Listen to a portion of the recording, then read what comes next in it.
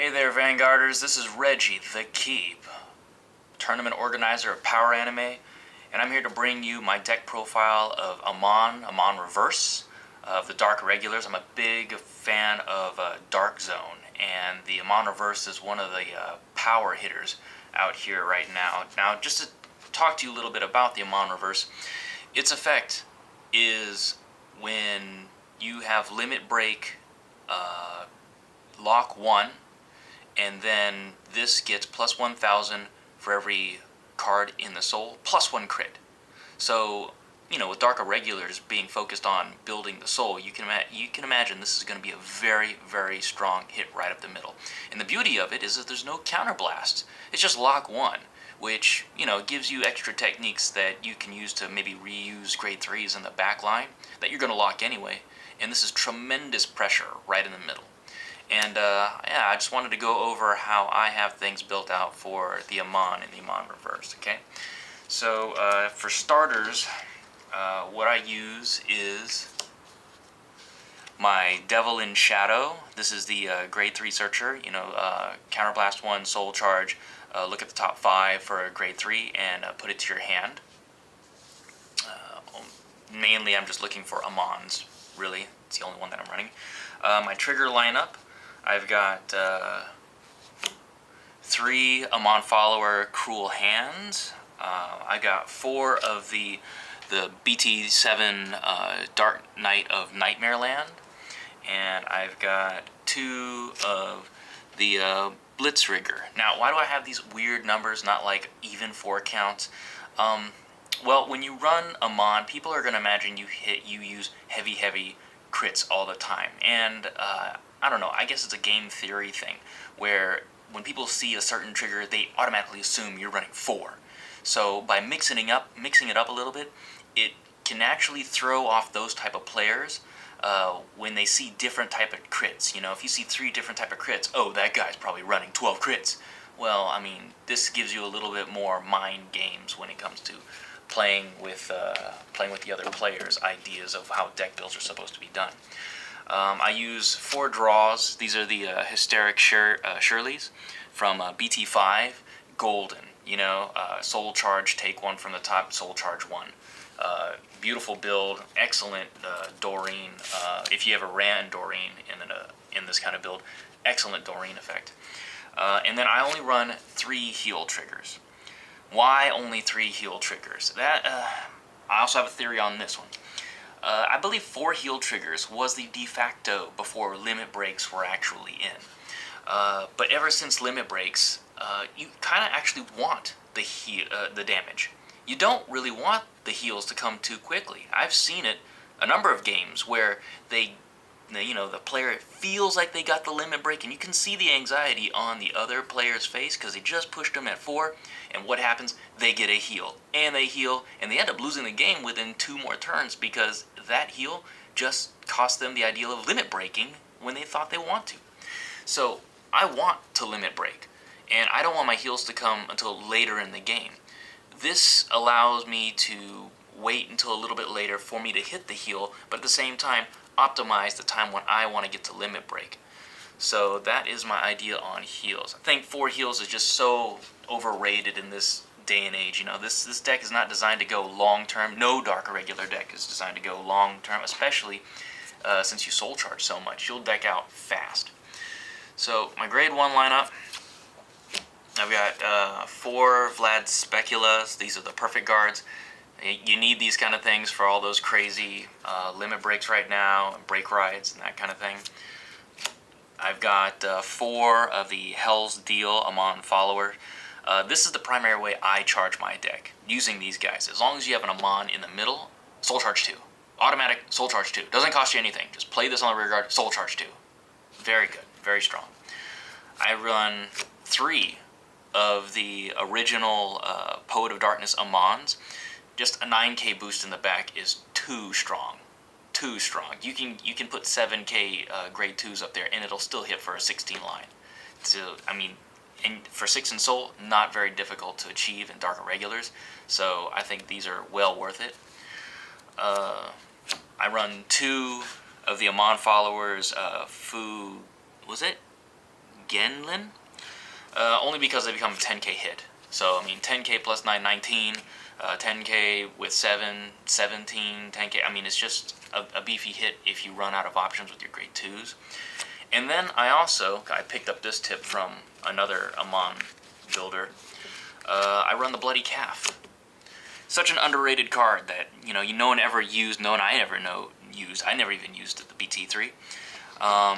And it's just Counterblast 2, retire a rear guard grade 1 or less on your opponent's side. Kind of sucked early on, but with the way Link Jokers have been going and Raging Forms, I mean, get those Creeping Goats and those Unicorns out of here. This thing will deal it for you. This deck also doesn't really use a lot of Counterblasts. Remember I mentioned earlier that the Amon Reverse doesn't use any Counterblasts? Well, if you don't use something that has Counterblast, you'll end up with just a lot of unused possibilities with your deck. So by adding these, it adds a little bit more variety. And it's a 7k, backup, and generally when you see the grade 2s, you'll notice that it'll hit 16, 18 numbers pretty easily. Alright? So, let me go ahead and put these to the side here. Stack these triggers up too. And let me go ahead and do the grade 2s. Okay, so I run 4 of the 9k, 12k beaters. Mon Follower, Ren Geenlin? Can't pronounce that, I don't know. Then I use, of course, my Soul Charge motor right here. Again, this is like the grade 2 version of that last one that you saw, the Amon Follower Hell's Draw. This one, again, place it on Regard Soul Charge 2 as long as you have an Amon on the Vanguard. So easy, automatic, very little cost except playing it down. And then I run 3 Gwen the Ripper. Now, this one is just like the Bloody Calf, but this one allows you to retire grade 2s or less. So if there's a nasty interceptor standing in the way, if you just want to cause a little bit more havoc or destroy anything else that they're trying to hide or play with out there, this is a great way to just put an extra mix in your deck. Very aggressive, heavy on retiring, so it's a good plus. And now, on to the grade 3s. I run 3 original Amons, and their effect is the same. I've actually got the BT-12 SP version in here as well, but I mean it's the same artwork as a matter of fact, just a little different, kind of sparkly. But yeah, I mean, if you're familiar with it, it gets plus 1k for every card in your soul, and then its effect is Counterblast 1, choose one of your rear guards and soul charge it, and have your opponent retire one of his gray rear guards. But you don't get to choose, your opponent chooses. So if they got a full field out there, of course they're going to charge something that they won't need. So that's why, even though that sounds good, unless they have like just 1 or 2 units on the field that you really want to get rid of, I like to go with the options of the other retires on the side. And then I have 4 Amon Reverses. Again, very heavy card. I like to even use the Amon Reverse to tech into other Dark Irregular decks, simply because it's just so powerful. You write it, no counterblast, just lock 1, plus 1k for every card in the soul, plus 1 crit. So yeah, that can be tremendous. And with the crits, I mean, that scares them off when they see 3 different type of artwork for crits. They think it's, oh my god, it's going to be crazy artwork, or crazy crits, and crazy artwork as well, but crazy crits, and so they always overguard, The strategy on this one, we'll get into, but yeah, that is my complete breakout of my Amon deck. So to recap, let me just go over all these again so we have a nice spread. So here, my starter. Then I've got 3 heal, 4 draw, 9 crit, 3 crit here, 2 crit, and 4 crit, then 2 bloody calves, and 3 grade 1 Amons, and then 4 grade 1 Hell's Draw, or Hell's Deal, I'm sorry. And then full floor Vlad Speculas. And I've got 2 of the Fu Genlin 10k grade 1 10k hitter. And I have 4 of the Hell's Draw Grade 2,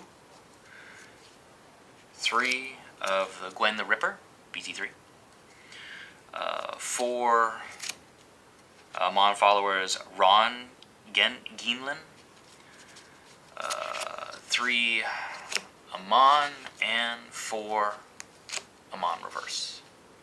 Alright, so I'm going to set this up now and show you a strategy of how this actually works. Okay guys, so this is how I would run my Amon, and I want to start off by showing you what my ideal hand is. Okay, what I'd really like to do is have these cards in my hand. Now the reason being is because, the reason you don't see an Amon here is because what I'm looking to do is soul charge him by the time I get over here. And this actually can help. If I don't soul charge him by the time I really need to get to him, I can search him out and I'd have to wait an additional turn before I can get my plus 2k on this side. But ideally, I want to try to get it to where on turn 3, this guy has the Amon Insoul when he rides. It makes him an instant 13k Vanguard for the rest of the game. Really heavy on defense. Very intimidating. So the way I would play this is, I would want to take this one. Well, first of all, I would say like draw, right? So I would draw. Then I would say take 2 damages. Say the other person, I draw, and then I ride. Okay? Can't do anything yet. I'll just go ahead and end my turn. The other person goes. They hit me for 2 damage. Okay, ouch, ouch. Got 2 damage. Now it's my turn, so I draw. Okay? So this is where I am right now. Then I don't want to ride this one yet. I'd rather ride this one now. And it's a 9k, it's not a 10k, but I don't have a problem. I'm looking to get the damage. I want to get that damage so I can start putting pressure on that limit break, alright? So I do that, then I'll swing, alright? Strike, nothing, put it in my hand. Alright, then it'll be their turn. They swing. I'll say, let me just drop 10k to block 1 attack, then take 2 damage. Alright? Crit power. Okay? So, I stand back up, and I draw. Okay, this is my hand right now. At this point, I've got my limit break ability. I've got some cards over here. I really want to make something happen. Put him down. Right? Then what I can do is put down this one. I could have done this earlier, but I want to keep him by himself in the front so he can be the brunt of the damage to push him to limit break, because I want this to be a quick game and have heavy pressure. Chances are if I struck him, he's only down, what, probably 2 damage right now, because I didn't hit a crit. I only had 1 in the middle, and I was swinging for Vanguard, if any, right? So I just put this one down. I soul charge 2. There's my Amon, and there you go. So I put these ones inside. Now he becomes an instant 13k Vanguard. And if I really wanted to, I could boost him up even more. 2 more. Even better. There you go. No triggers in there. Looking good. This right here is a 16 line. So it's good to sweep out any like sidelines that people are trying to have, right? If I wanted it now, at this moment I have 1, 2, 3, 4, 5, 6. I have 6. 6, he's already at 13k. He's already hitting for 19 plus 1 crit if I really limit break. But at this point, I have 1 line here, 1 over here. He's only at 2 damage.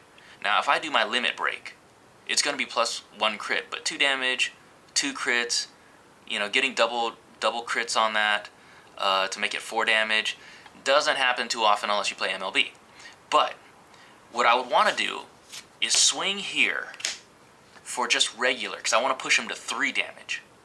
If he has any side guys, I don't mind them yet. I'll try to go right in the middle. If he does have side guys, that's what this column is for. So I'll swing 2. Ooh, power here, and I draw. Okay? Now if they blocked, which they could have, I would then try to put more pressure to the Vanguard, because they'd be at 2 damage. But say they took the damage, they're at 3 damage. Now they could limit break. If you really wanted to press it, they could limit break. Some of them I don't want them, most of them I don't. So what I would do here is just swing 21 at a rear guard. it's going to make them dump more cards in the hand, or at least lose a card, so that next turn they got to drop another card if they want to do some attacks. 13k already, right? So I'll end my turn. Say they're at 3 damage now because I hit them with this one, but I didn't get a crit. Now in the next turn, say they attack me, I'm at 13k, I don't care, I'll put that down, I'll put that down, I'll put down one of those. Yeah, I block all that stuff. So I go ahead and stand up. Now this is where the pressure begins. I draw. I got that grade 3. You know, if I wanted to thin a few things out, maybe try to get more triggers in here, I'll throw down a counterblast. I'll soul charge 1. I'll check top 5. I'll take one of the grade 3s out. See that? That way I have more likely to hit a trigger. Shuffle that in, put this in my hand. I can go ahead and put down the grade 3 over here, put down this one, put a grade 3 back here. Now they're at 3 damage right now. Now is when I start doing my attacks. Now is when I do this. I lock 1. No cost. Look at that. 13, 14, 15, 16, 17, 18, 19, 20. 20 up the line, plus 1 crit. Very damaging. If I wanted to, I could have put soul charge 2 more. 22 up the line. If they're at 11k, they're going to have to put down, you know, at least 2 or 3 cards, or a perfect guard, just so it doesn't pass. 2 crit, that is damaging. Say they're going to be at 3 damage. So this is where the pressure always happens. So what I always do is I always hit the middle, 2 crit. If it hits, then there's a possibility I can get a crit because I still run crit heavy. Otherwise, I'll dissipate the power on the other side, on one of the sides, and I'll take out their sidelines all the time. Yeah, Link Jokers have a hard time with this because they try to hit on the side. These guys just clean them up all the time. And say I swing up the middle, no trigger, perfect guard. All right, so I don't. So I'll clean up their side guys. If they don't have any sideliners, depending on how many cards they have in their hand, I might hold back a little bit. I want to wait until they put some more cards down. Otherwise, I want to keep on burning cards. They're not going to hit me for any damage. I'm 13k. You know, and they don't have limit break. So, I mean, 13k, I can conserve cards in my hand just blocking that.